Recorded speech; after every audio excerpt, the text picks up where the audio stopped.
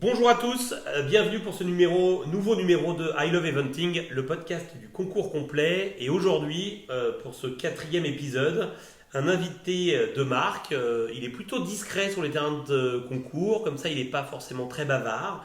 On va voir s'il est un petit peu plus au micro de I Love Eventing. Et pourtant, c'est l'homme de l'année 2019 pour le concours complet, puisque c'est le meilleur cavalier français au dernier championnat d'Europe, avec son gris totem de Bresset. Bonjour Christopher Six. Bonjour Gauthier, bonjour à tous. Ça va Christo? Tout va bien? Tout va bien. Alors c'est le premier épisode qu'on enregistre en réel, donc j'ai Christopher à côté de moi.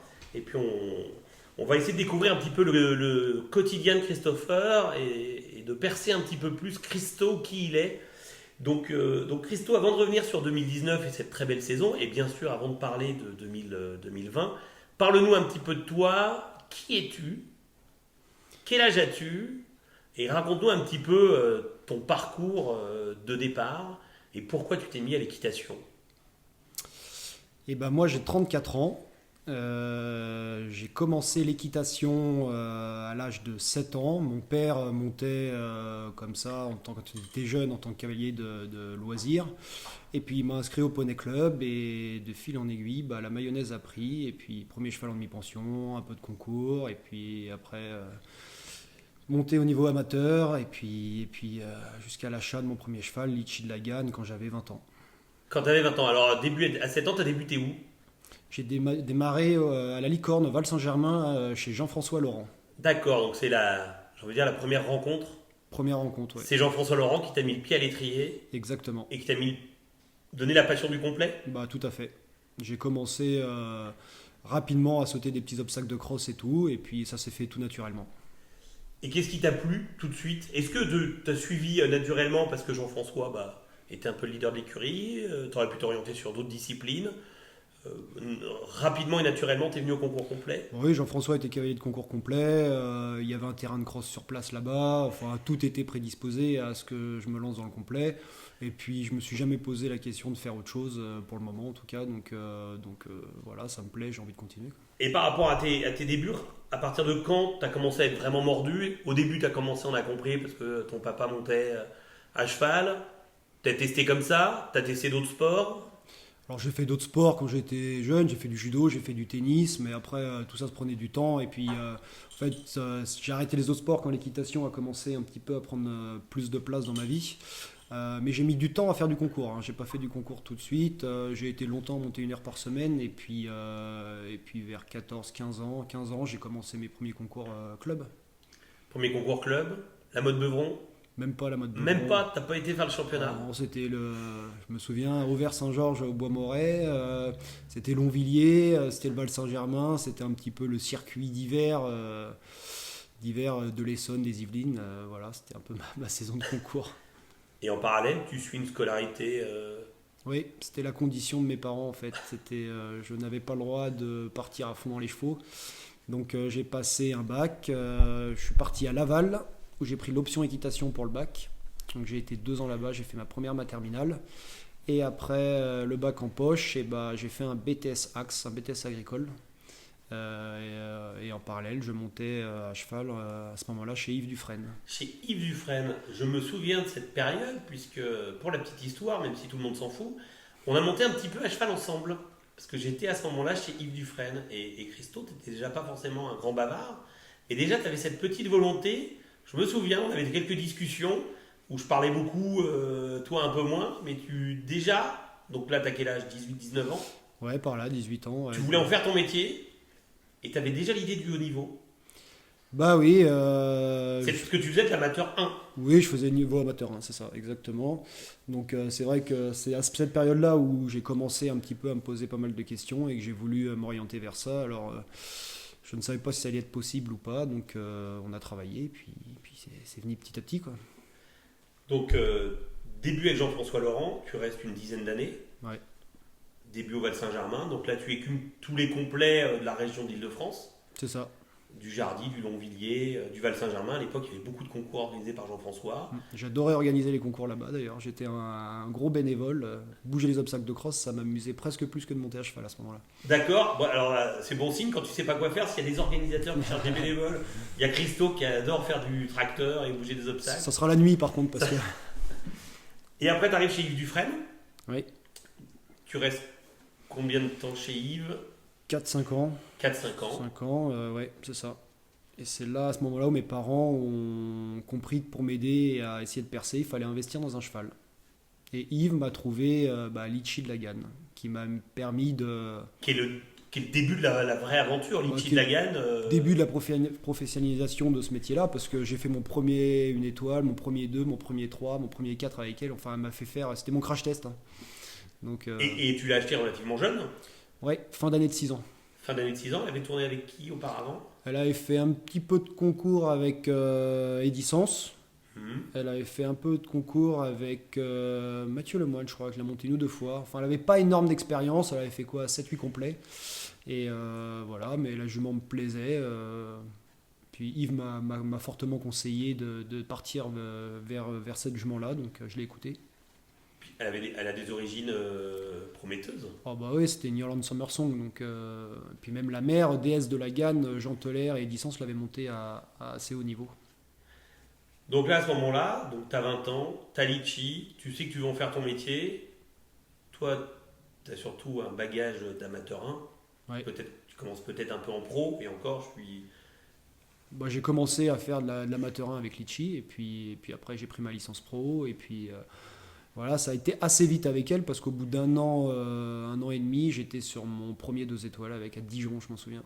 On a fait notre premier 2 étoiles. Premier 1 étoile à Dijon, déjà, premier 2 étoiles à Dijon. À Dijon, le terrain de Bonvaux, pour certains qui nous écoutent connaissent Dijon, c'est terrain exigeant. Exigeant, très vallonné. Très vallonné, donc forcément, faut bien gérer. Voilà. Et là, à ce moment-là, tu te dis, c'est pas mal, c'est sympa, j'ai une bonne jument, je m'amuse, je fais ce que j'aime. Je vais rester enseignant d'équitation et faire un peu de concours, ou tu te dis, non, faut quand même, je veux aller voir. Est-ce que tu regardes le haut niveau à ce moment-là? Tu regardes qui? Tu observes qui? Tu admires qui?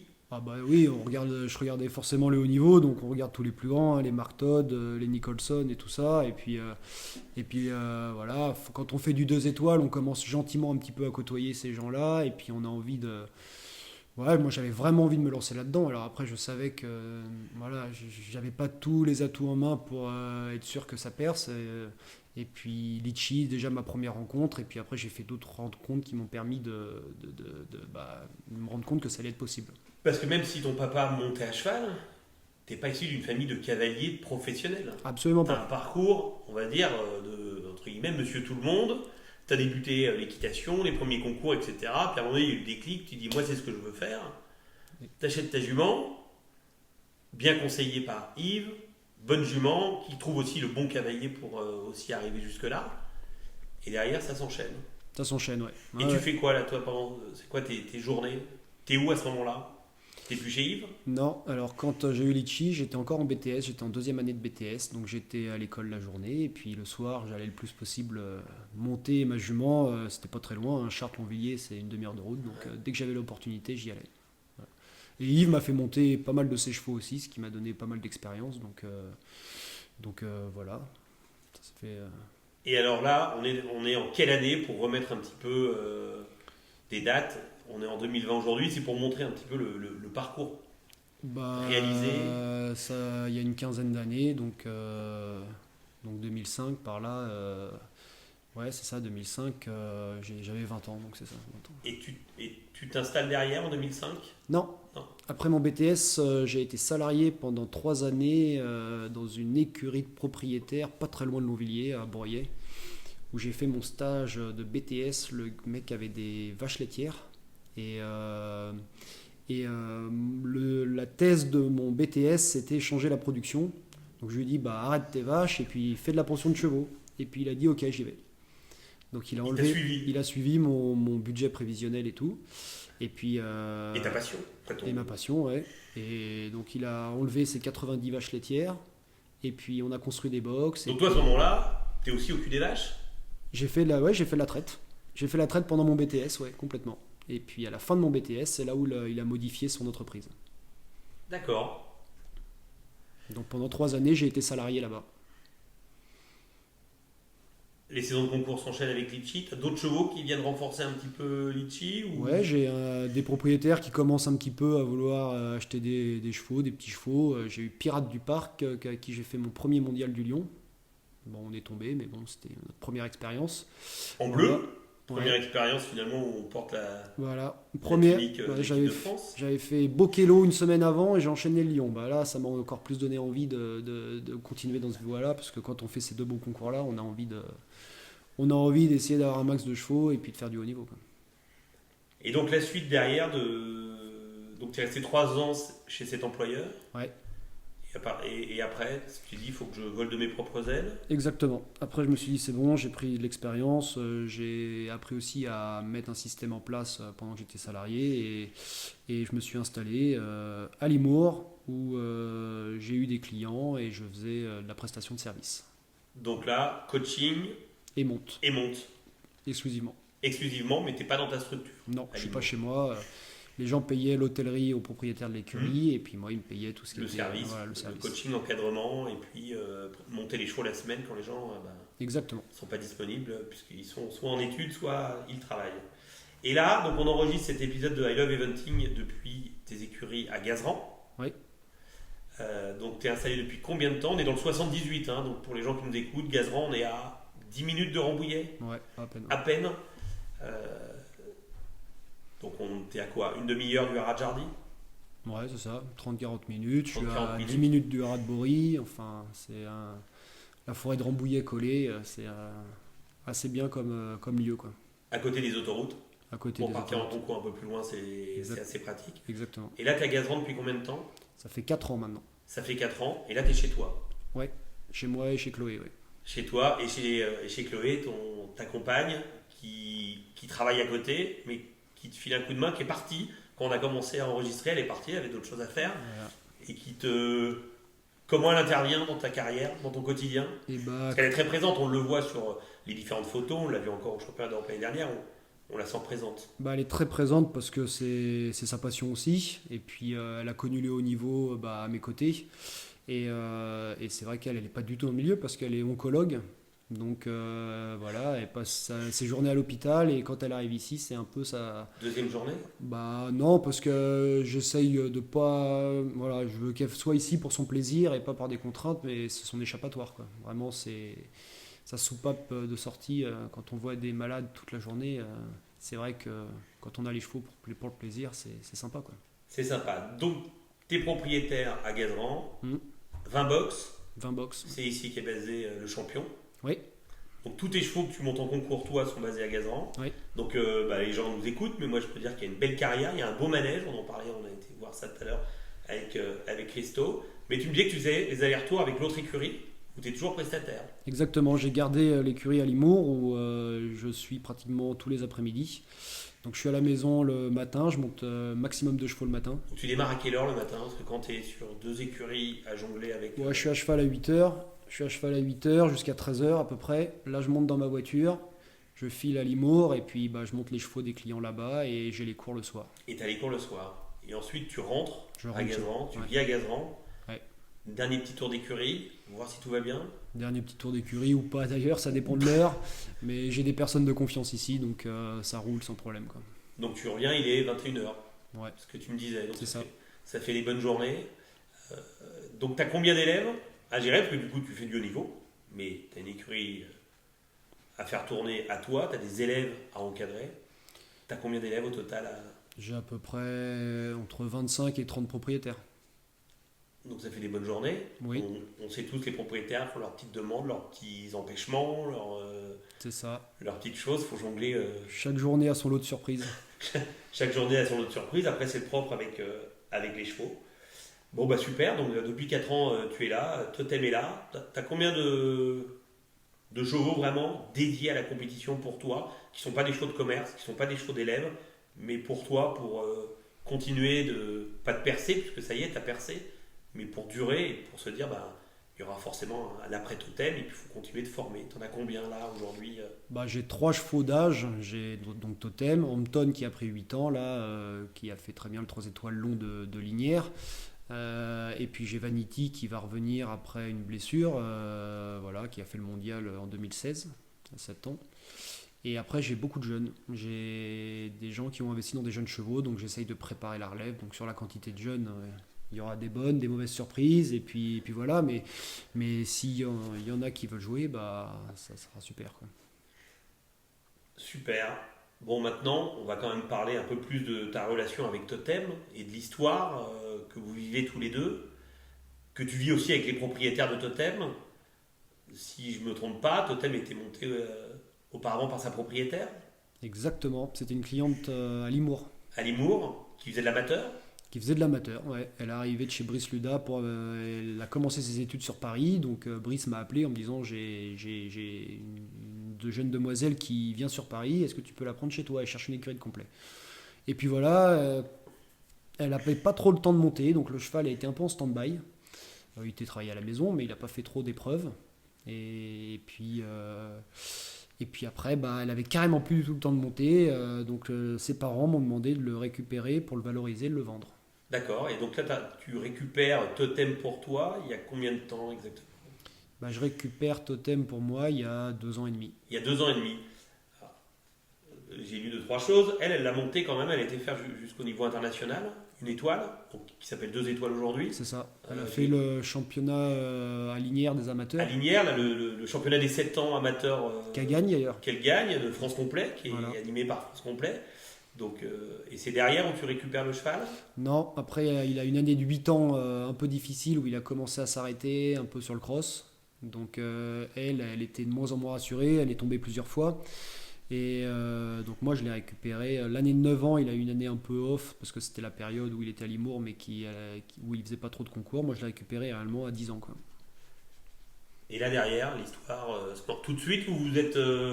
Alors bien entendu, certainement, mais est-ce que tout de suite tu as senti que le cheval finalement pouvait aller bien plus loin ou tu l'as découvert un peu au fur et à mesure, concours après concours? Parce qu'il n'est pas très grand, Il est pas très grand. il a plutôt une bouille un peu de poney, Ouais, comme ça, il fait super cheval d'amateur, exact, c'est ce que je pensais exactement. super tête. Mm. On se dit, bon bah il a pas l'air. On voit pas un lion à monter. Donc tu commences à le monter en concours, puis tu te dis, tu sens quelque chose ou. Bon, je sens que j'ai commencé en Pro 4 et voilà, le cheval va bien, il fait une Pro 4, après une Pro 2, il va bien aussi, et puis il a commencé à faire l'anciennement 2 étoiles long du Pin, Hmm. classé. Bon. Je fais bon, bah, à chaque fois qu'on lui présente quelque chose, il dit oui. Et puis après, il a commencé à faire les Pro 1, sa première Pro 1 à Saumur, il la gagne. Là tu te dis, tiens quand même. Je me dis, bah, il en a un peu sous le Il pied. est toujours question de le vendre à ce moment-là? Il est toujours question de le vendre, oui. C'est un cheval qui est toujours à vendre, d'ailleurs qui a été essayé une ou deux fois, qui a failli être vendu. Et après, c'est enchaîné bah, le Grand National au Lyon et puis la première Coupe des Nations à Strasbourg, Ouais. où il fait deuxième en individuel et on gagne par équipe. Et là, les propriétaires m'ont dit, bah, nous, ça nous fait vraiment plaisir de voir ça, on va le garder. Bah, donne-nous le nom des propriétaires, parce qu'ils sont plutôt discrets. Et bah, c'est la famille Swen. D'accord. Voilà, il y a la mère, le père et puis la fille Juliane. Et tout le monde se dit, bah non, maintenant, il fait partie de la famille. Il fait partie complètement de la famille, oui. Oui, c'était un membre à part entière de la famille. Et c'est vrai que ils ont pris vraiment. Alors, ils avaient le goût du sport, mais ils ont pris vraiment encore plus le goût du sport avec les Coupes des Nations, quoi. Avec les Coupes des Nations. En plus, quand ça se passe bien, on se dit, bah c'est quand même sympa d'aller voir son cheval et de voir Exactement. des bons résultats. Donc là, les choses s'enchaînent. Moi, je vais remettre une date. On arrive, on est fin 2018. Tu vas à Bokello. Oui, Et là, c'est le petit sujet qui fâche. petit sujet qui fâche, ouais. Petit sujet, le fanion. Le fanion. Où on te compte un fanion non passé, non franchi. Missing flag, 50 points. 50 points, Concours fini. concours fini, qualif en l'air, Tout. Ouais. résultat en l'air, tout se passait bien. Le cheval avait fait un super cross. Super cross, ouais. Il avait encore besoin de se durcir un peu à ce niveau-là, mais justement, il allait à Bokello pour ça. Et il a fait un super CSO le lendemain, il est d'ailleurs sans faute.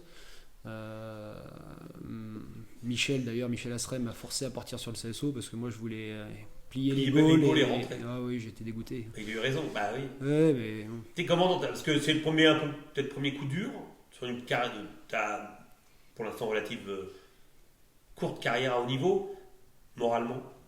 Bon, j'étais déçu en fait. Et puis c'est surtout que j'ai eu une photo. Un spectateur hollandais m'a envoyé une photo 3 jours après en montrant que j'étais bien dans les fanions. Et alors que là-bas sur place, ils ont voulu regarder aucune vidéo, quoi. Donc en fait, c'est juste qu'on n'a pas pu justifier. En fait, moi, c'est ça qui m'a dérangé, c'est qu'on n'a pas pu se défendre. Voilà. Donc tu rentres, fin de saison, c'est l'hiver entre 2018-2019, tu te dis bon c'est comme ça, c'est le sport, il y aura des jours meilleurs. Tu redémarres la saison 2019, Saumur, Non, la motte. la Motte. C'était la Oui, motte. alors, là on est grand national, moi j'arrivais déjà sur le 4 étoiles format long. Oui. Donc tu redémarres ta saison. Ouais. Bon, le cheval il redémarre bien, il fait troisième à la mode de la Pro 1. Hmm. Et puis C'est ce qui le caractérise quand même, il est super régulier. il est super régulier. Je pense que si on regarde son Minitel, il n'a pas de. Son Minitel, vous avez entendu? Non, parce qu'il y a des gens qui nous écoutent, ils ne savent pas ce que c'est qu'un Minitel. Ouais, c'est vrai. C'était avant Internet. Ah oui, il y avait une vie avant Internet. Il y avait un Minitel pour engager en concours et ça prenait très longtemps, ça coûtait très cher. Donc oui, on dit encore, on regardait son Minitel, effectivement.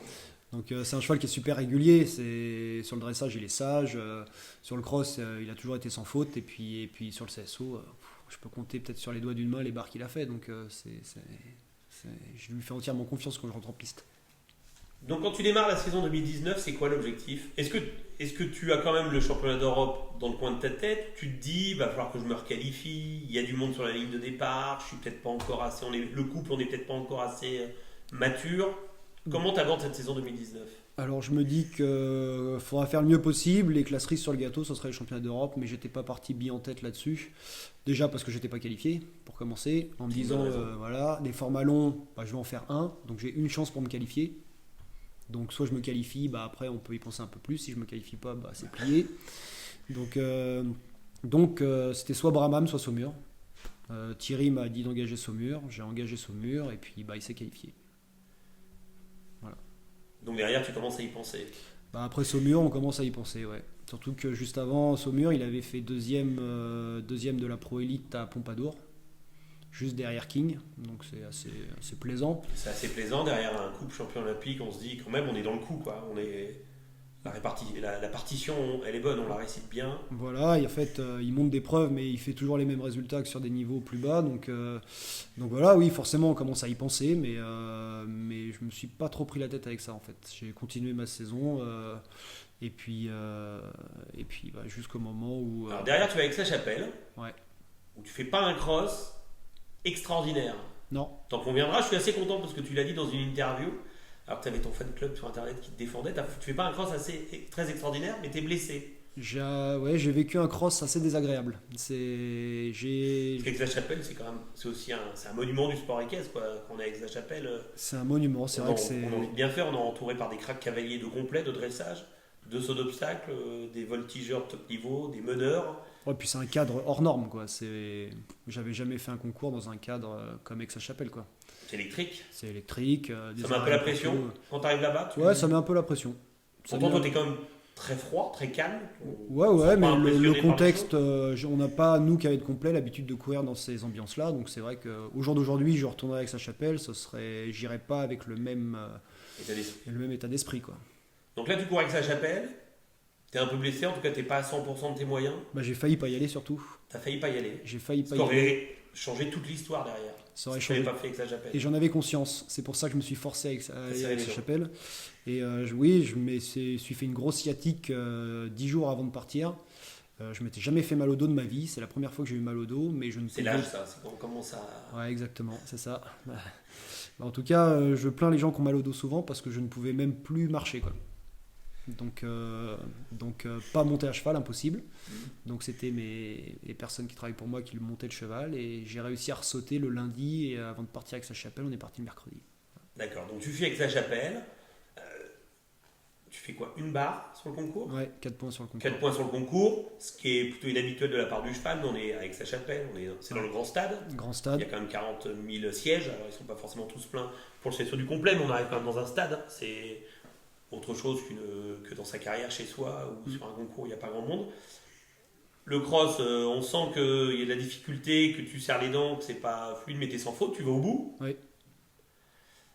Et derrière, à partir de quand est-ce qu'on t'a dit c'est bon en fait Après Aix-la-Chapelle, on m'a appelé à Saumur pour aller checker le cheval. C'est quel cheval? Voilà, et d'ailleurs on s'est rendu compte qu'il avait eu un petit problème de santé avec sa chapelle. Donc il y avait lui et moi. Donc on n'était pas dans notre assiette pour ce concours-là, mais voilà, on a compris pas mal de choses, le pourquoi du comment, et ça a rassuré tout le monde. Donc voilà, donc on a fait tout ce qu'il fallait pour qu'il aille mieux, et ça a été beaucoup mieux. Et là Thierry il me dit bon bah t'es dans les 6. Voilà. Donc direction Granville. Direction Granville. Alors Granville, c'est quand on arrive à Granville, ça y est, j'ai envie de dire, on est en équipe de France première. C'est ça. Granville, c'est le lieu de rassemblement historique de l'équipe de France de complet sous l'ère de Thierry Touzin. Et en tout cas, toutes les grandes victoires se sont préparées à Granville, que ce soit le titre de champion du monde de Jean Teller, les titres de champion d'Europe de Nicolas Touzin, les médailles d'or des Jeux Olympiques d'Athènes ou de Rio. L'histoire a débuté à Granville. Après, les déboires aussi des équipes de France, il y en a eu quelques-uns, mais c'était à Granville. Mais tout arrive à Granville. Et toi, tu arrives parmi l'équipe première, où il y a déjà des cavaliers expérimentés. Comment tu perçois ce stage? Qu'est-ce que ça t'a apporté en dehors de l'aspect technique? Parce que là, du coup, tu as Thierry sur ton dos, Serge Cornu sur ton dos, Michel Asseret, le veto fédéral, Jean-Pierre Blanco, Thierry Pommel. Ouais. J'ai pas oublié grand monde. Non. Et bah on arrive, on se dit bah déjà qu'on va prendre énormément d'expérience, et puis on se laisse un peu au début, on écoute beaucoup quoi. On suit ceux qui ont déjà fait plusieurs grands villes. Bah, t'avais Nicolas Touzin au stage. J'avais Nicolas qui. j'avais Nico, j'avais Thibaut. Ouais. Voilà, c'est sûr que ces gens-là ont fait quand même beaucoup de stages, et bon au début on les suit quoi. C'est eux qui nous montrent un peu le cheminement à prendre. Et puis voilà, on a été 15 jours là-bas, plus les jours passent et plus on se sent un peu chez soi, et puis ça devient de plus en plus facile quoi. Bon, et puis départ pour l'Humulen, le championnat d'Europe. Exactement. Petit retour à la maison pour déposer les autres chevaux de 24 heures, parce qu'on a plusieurs chevaux à Granville, et puis après, départ direction Lumelen. Direction l'Humulen. Bon, dans ta tête, à ce moment-là, tu te doutes que t'es pas dans l'équipe. Première sélection, c'est. Je ne savais pas parce qu'on était 6 et Sidney a eu un Sidney a problème eu un de pépin. Donc là, je me suis dit, bon, ils rappellent un remplaçant, ils ont rappelé Karim. Et je me suis dit, bon, s'ils l'ont rappelé, c'est qu'il n'était pas dans les 6, peut-être que je vais être dans l'équipe, quoi. Voilà. Bon. Bref, choix de Thierry. Il m'a dit, c'est ton premier championnat, je préfère courir en individuel. Certes, j'aurais préféré être dans l'équipe, mais après, ça m'a motivé, et pour lui montrer que la prochaine fois, je pourrais peut-être être dans l'équipe. Encore plus serein aussi, peut-être, en individuel. On se dit, ou toi, ça ne t'affecte pas du tout. Moi, ça m'affecte pas parce que quand je vais en concours, en fait, ce que je veux, c'est faire le meilleur possible, quoi. Être le meilleur possible, donc qu'on soit en équipe ou individuel. La pression, je me la mets par rapport à mon résultat et par rapport à une première sélection. Dans tous les cas, on n'a pas le droit de décevoir, quoi. Donc, Quand tu es en équipe de France, ça peut arriver de passer à côté de son concours, c'est le sport. oui. Mais Même si en individuel, on doit montrer on est en bleu, quoi. On a eu notre place, quoi. Et il y a du supporter. Et il y a du supporter. Donc là, l'Humulen, tout se passe. On va pas. Les gens ont suivi, ont vu les images, ont commenté. Super championnat d'Europe. Là, t'es quand même face à du top, à la crème. Il manque personne sur un championnat. Là, t'as les meilleurs. Il manque quelques étrangers européens, mais sinon t'as les meilleurs, quoi. Quand t'as Young, Klimke, Littonhead. Ah oui, quand on voit déjà les 6 Anglais, les 6 Allemands travailler, on se dit que. Tu te sens petit, ou tu te dis non, j'y vais pour leur mettre. Non, on se dit je vais essayer de faire le mieux possible, mais c'est sûr que quand on joue, moi je suis parti en me disant allez, si je suis dans les 15, ça sera top, quoi. C'est-à-dire, je partais pour ça, et puis voilà, après je pensais pas forcément au résultat, je me suis dit il faut faire le mieux possible et puis on verra bien ce qui sort. Donc là le dressage se passe bien, le cheval est comme à son habitude. Ouais, mieux, il a fait sa meilleure reprise, les 15 jours avec Serge Cornu à Granville, on a vraiment réussi à bonifier le cheval en 15 jours, et ça a été top. Et il était 10e après le dressage. Donc, voilà, pour une première sélection, difficile de demander plus. Le cross, là pour le coup, on vous sent tous les deux en harmonie, en osmose. Tout va super bien. Le cheval vole sur le parcours, etc. Tu es un peu déséquilibré. L'entrée du deuxième guet. Du deuxième guet, où tu perds peut-être, en tout cas bon, faut pas refaire l'histoire. Ouais, j'ai failli aller tout droit, et puis Alexis Goury était rentré avec cette option-là avec 2 secondes, donc je me suis dit que c'était complètement faisable. S'il avait pris 20 secondes, je pense que j'aurais tenté d'aller tout droit. Après, voilà, ça va tellement vite que l'instinct m'a dit de prendre l'option là-dessus. 2 secondes qui me coûtent... En y repensant, c'est toujours plus facile après, et puis à froid, et encore plus facile ensemble dans ton salon avec un café, de refaire le match, mais tu dis, oh, quand même, j'aurais pu me booster un peu à la fin pour arriver dans le chrono. Ou à la fin, tu te dis, je peux difficilement aller plus vite. Bah, je l'ai boosté, mais on sait jamais à 2 secondes près. Si on est par rapport à eux, notre chrono, il a un décalage de 2 secondes, c'est facile. Hein, ils déclenchent, nous on déclenche, 2 secondes, c'est vite. Donc je savais que c'était limite, mais je savais pas si j'en prenais une, si j'en prenais deux, si j'en prenais pas du tout. Bon, bah 2 secondes, une de moins, et j'avais la médaille de bronze. Donc c'est sûr que cette seconde-là, Parce que le lendemain, t'es sans faute sur le CSO. sans faute, ouais. Le cheval sont super. Quoi, il est Bah, comme il sait faire. comme il sait faire, il est au top. Une seconde de moins, t'es sur le podium. Là, du coup, t'aurais partagé le podium avec Jung et Klimke. Ouais, c'est pas mal.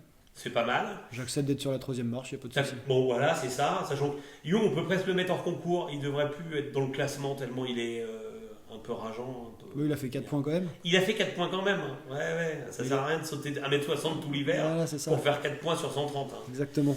Donc là, t'es 4ème. Je veux pas dire que c'est inespéré, mais en début d'année, si on avait dit Christo va finir 4ème des championnats d'Europe, même toi, dans ta tête, Oh non, je Non. pense pas. Non, je t'es pense pas comme pas. tu dis. Je voulais les faire, prendre de l'expérience, ça c'était oui.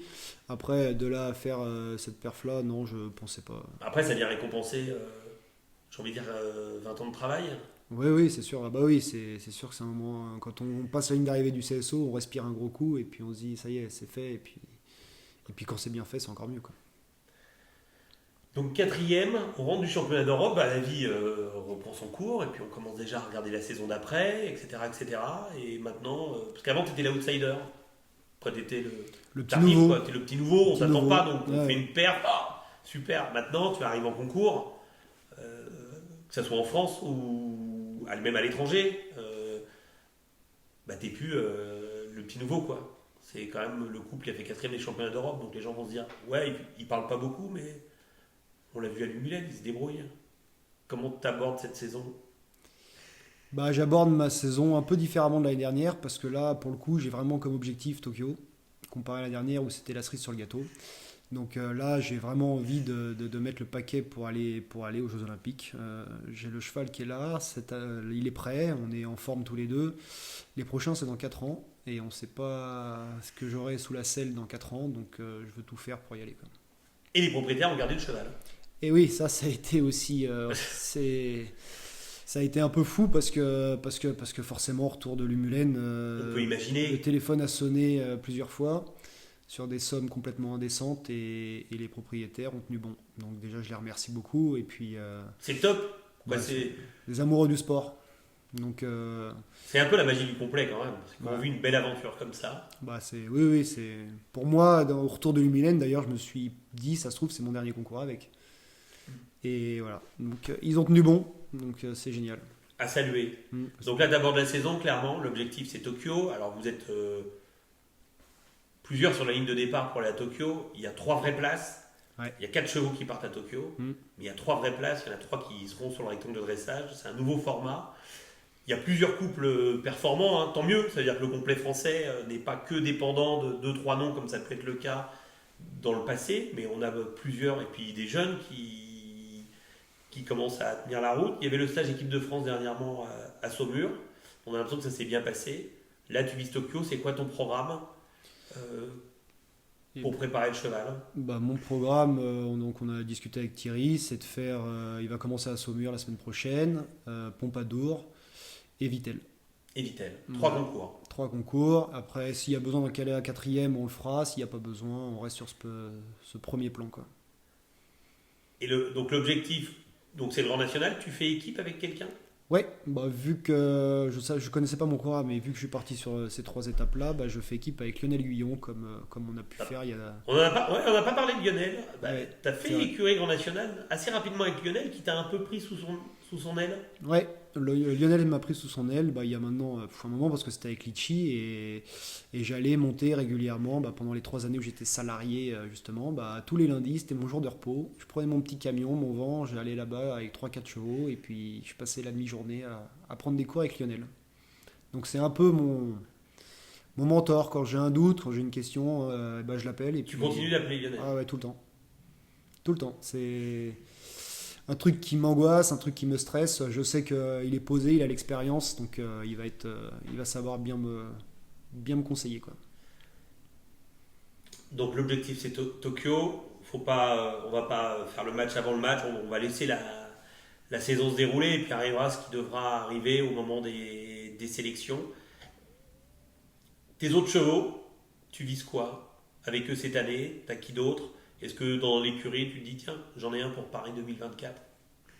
J'ai mon 8 ans qui va très bien, qui se durcit Qui petit à petit. s'appelle Hampton. Hampton. Voilà, c'est un cheval qui est syndiqué. Il y a beaucoup de propriétaires dessus. Assez tôt t'as fait d'ailleurs t'as syndiqué des chevaux. Ouais, T'as fait des copropriétés. j'ai fait des copropriétés. Je me suis dit, ça, les gens voulaient jouer. Après, forcément, on n'avait pas forcément les moyens de mettre beaucoup d'argent dans les chevaux. Donc, je me suis dit, pourquoi pas mutualiser tout ça. Et puis voilà, c'est un système qui fonctionne. Ce cheval-là, je l'ai acheté milieu d'année de 4 ans. Ça fait donc pratiquement 4 ans que je l'ai. Il lui a fallu un petit peu de temps au départ pour se mettre dans le truc, mais là, il est de plus en plus compétitif. Et puis, ça peut être un cheval pour Paris, ouais. Donc lui son programme cette année, il va faire les Pro 1 du Grand National. Il va faire la Pro 1, mais il va surtout faire du 3 étoiles court et peut-être un ou deux longs. Mais je voudrais l'emmener à Blenheim. Donc il faut qu'il prenne des points. Voilà, faut qu'il prenne des points sur les internationaux. Les places sont chères. Voilà. D'accord. Bon, et t'as des jeunes derrière. Et j'ai des jeunes derrière. Ouais. Maintenant, à voir pour l'avenir.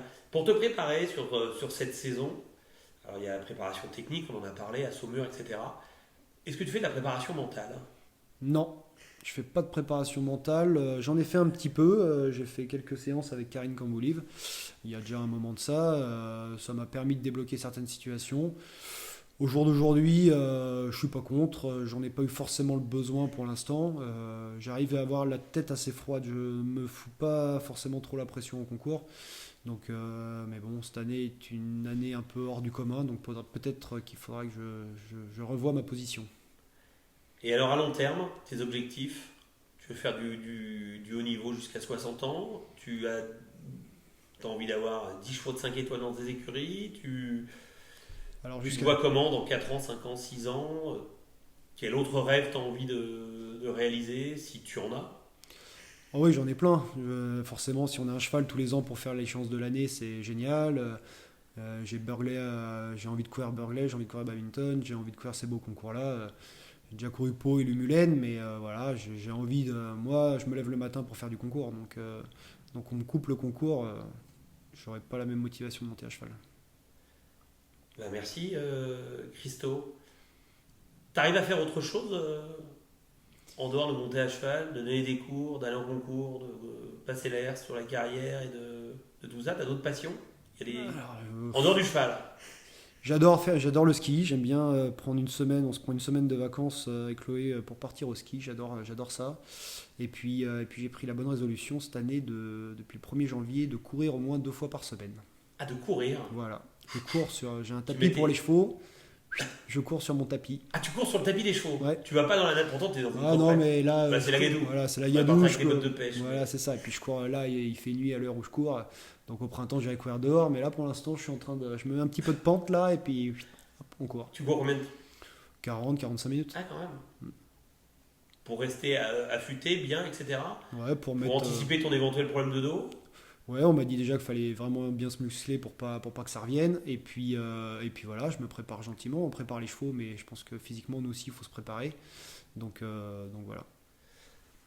Merci Christo. Je vais te laisser le mot de la fin. Quel conseil tu donnerais? Parce que tu as un parcours entre guillemets assez ordinaire. Tu n'es pas fils de cavalier, fils de champion, ou tu n'es pas dans une structure d'État qui apporte des moyens. Tu as démarré. Moi je l'ai toujours dit, tu es un gros bosseur. Bosseur. Tu as toujours cette volonté de faire du sport. Les gens qui nous écoutent, il y a plein de gens forcément, des jeunes notamment, qui rêvent de faire du haut niveau. La marche est difficile, c'est très difficile d'y accéder. Quel conseil, quel message tu as envie de donner à tous ces gens? Si vous avez envie, il faut surtout pas lâcher l'affaire. Il faut travailler. Des fois, ça met du temps à arriver, mais comme on dit, le travail finit toujours par payer. Et puis après, il faut aussi se dire que c'est des rencontres et les rencontres permettent de faire évoluer les choses. Et puis ça vient toujours. Super. Merci Christo. Merci. Bonne saison. Et puis merde pour cette saison 2020. On croise les doigts. Merci à vous. Allez, salut. Au revoir tout le monde.